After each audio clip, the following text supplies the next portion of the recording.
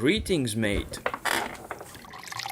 The people of the North are nearly all descended from the first men, who settled the land nearly 12,000 years ago. Little is known of that time, but cryptic runes carved in old stones and the barrows the first man lived in can still be found in the Barrowlands. About 8,000 years ago, the legendary Long Night occurred, when the others invaded the lands of Always Winter. The Long Night referred to a period when a terrible darkness fell across the known world. It lasted a generation and laid waste through famine and terror. According to legends, in the midst of this darkness, a race of demons called the Others emerged from the uttermost north of Westeros, the polar regions of the lands of Always Winter. They wielded razor-thin swords of ice and raised wights to fight the living. First Man fought valiantly against them, but were driven southwards by their advance. Legends of the North state the last hero and his companions went in search of the children of the forest during the Long Night thousands of years ago. The only survivor of the company after attacks from giants, wights, and others, the last hero eventually reached the children and gained their assistance. The others were eventually halted when it was discovered that weapons made of dragonglass could kill them. The Night's Watch then formed and won the battle for the dawn. This ended the generation-long winter and sent the others into retreat, possibly to the lands of Always Winter. The fate of the last hero is unknown. Steps were taken to ensure that the people would never be caught off guard by an invasion from the north again. Bran the Builder, the legendary founder of House Stark, supposedly raised the wall, an imposing structure of solid ice and magic stretching 100 leagues from the gorge in the west to the shivering sea in the east, cutting off the lands of Always Winter from the remainder of Westeros. The Night's Watch guarded the wall and protected the people from threats beyond the wall. The event defined and shaped the North, leading to the founding of the Wall, the Order of the Night's Watch, the Castle of Winterfell, and the first Stark Kings of Winter. Years later, Brandon the Breaker, King of Winter and Lord of Winterfell, allied with Joramun, a king beyond the Wall, to bring down the Night's King. Night's King lived during the Age of Heroes, not long after the Wall was complete. He was a fearless warrior named the 13th Lord Commander of the Night's Watch, and fell in love with a woman with skin as white as the moon and eyes like blue stars. He chased her and loved her though her skin was cold as ice, and when he gave his seed to her, he gave his soul as well. Night's King brought her back to the Nightfort, and after the unholy union, he declared himself king and her his queen, and ruled the Nightfort as his own castle for 13 years. During the dark years of his reign, horrific atrocities were committed, of which tales are still told in the North. It was not until Brandon the Breaker, the King of Winter, and Joramun, the King beyond the Wall, joined forces that Night's King was brought down, and the Night's Watch freed. After his fall, when it was discovered that Night's King had been making sacrifices to the others, all records of him were destroyed and his very name was forbidden and forgotten. It is likely this led the Lords of the North to forbid the Night's Watch to construct walls at their keeps, ensuring the keeps would always be accessible from the south. The Starks gradually defeated rival kings such as the Barrow Kings to their south and the Red Kings to their east. During the Andal invasion, the Kings of Winter stopped Andals at Moat Cailin and the eastern shores, the only kingdom in Westeros to do so. Moat Cailin is an ancient stronghold of the First Man on the northern edge of the Great Swamp known as the Neck in the south of the North. Moat Cailin is one of the North's most important strongholds, though much of it now stands in ruins. Its importance stems from the fact that it commands the causeway, which is the safe route for armies to travel through the swamps of the Neck. It is an effective natural choke point which has protected the North from southern invasion for thousands of years. The only way for an invader to effectively bypass Moat Cailin is to win the allegiance of House Reed and the Crannogmen, who know of other routes through the swamps. These routes, such as narrow trails between the bogs and wet roads through the reeds that only boats can follow, are not on any map. Given the Reed's strong ancestral ties to House Stark. They are unlikely to aid Southerners though. Moat Cailin was once a great stronghold, with 20 towers and a great basalt curtain wall as high as that of Winterfell's. Today, only great blocks of black basalt lay scattered about, half sunk in the ground, where the wall once stood. The wooden keep rotted away 1,000 years past, and the 3 remaining towers out of the fabled 20 are green with moss. The remaining 3 towers command the causeway from all sides, and enemies must pass between them. Attackers would have to face constant fire from the other towers should they attempt to attack any one tower, wading through chest-deep water and crossing a moat.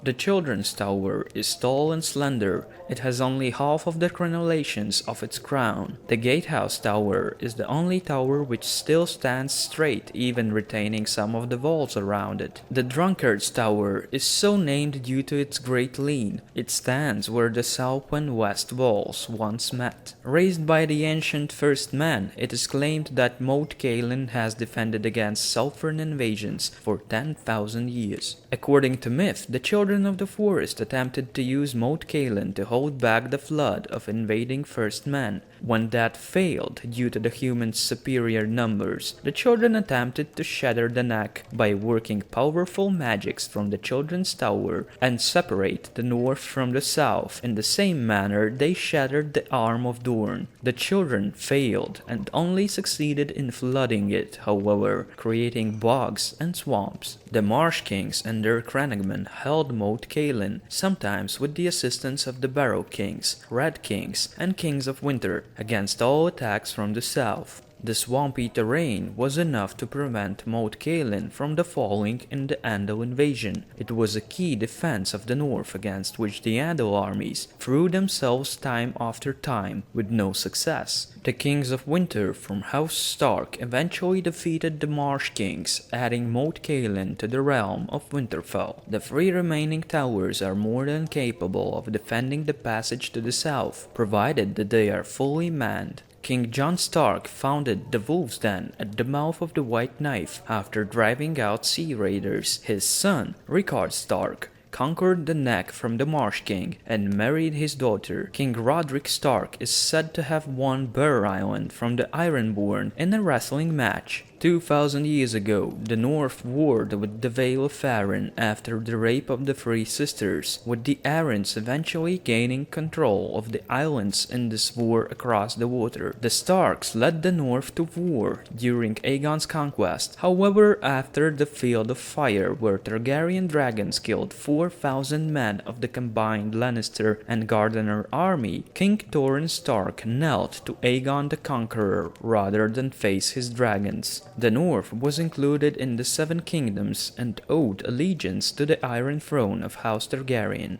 The Stark kings in the north became the Lords of Winterfell and Wardens of the North. Some Northmen who refused to bend the knee fled into exile in Essos and formed the Sellsword Company, called Company of the Rose. During the Dance of the Dragons, the Starks supported the Blacks, fighting on the side of the Rhaenyra Targaryen against the Greens, who supported Aegon II Targaryen. Lord Roderick Dustin led 2,000 Northern soldiers, known as the Winter Wolves. During the war, Lord Cregan Stark led a great host of Northmen to King's Landing, where he briefly ruled as Hand of the King for Aegon III Targaryen at the end of the Dance of the Dragons during the Hour of the Wolf that lasted 6 days. The Northmen composed much of the rebel forces during Robert's Rebellion, also known as the War of the Usurper. After King Aerys II Targaryen caused the deaths of Lord Rickard Stark and his heir,